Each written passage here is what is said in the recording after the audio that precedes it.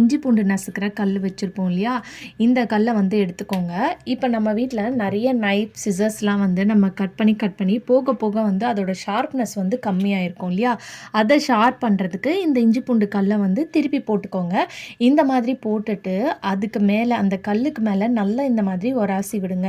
இந்த மாதிரி நல்லா ஒராசி விட்டிங்கன்னா உங்களுக்கு எவ்வளோ வந்து நைஃப் வந்து ஷார்ப்லெஸ்ஸாக இருந்தாலும் நல்லா வந்து பார்த்திங்கன்னா ஷார்ப்பன் ஆயிரும். இது நைஃப்க்கு மட்டும் இல்லைங்க, நம்ம யூஸ் பண்ணுற சிசருக்கும் வந்து பார்த்திங்கன்னா நீங்கள் இதே மெத்தடை வந்து ஃபாலோ பண்ணிக்கலாம். சிசர்லேயும் வந்து இதே மாதிரி 2 சைடும் வந்து நல்லா மாற்றி மாற்றி நீங்கள் பண்ணாலே போதும். ஸோ இதுக்காக நம்ம கடையில் போயிட்டு சாணம் பிடிக்கணுன்ற அவசியமே கிடையாது.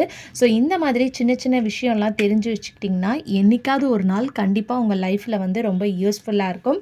ஸோ கண்டிப்பாக இந்த டிப் பிடிச்சிருந்துச்சுன்னா இந்த வீடியோக்கு ஒரு லைக் கொடுங்க. இப்போ சிசரை வந்து நம்ம ஷார்ப்பன் பண்ணும்போது 2 சைடும் இந்த மாதிரி நல்லா ஸ்க்ரப் பண்ணிக்கோங்க. அதே மாதிரி அதில் அழுக்கு இருந்துச்சுன்னா கூட நம்மளுக்கு அந்த கட் பண்ணும்போது சரியாக வந்து கட் ஆகாது.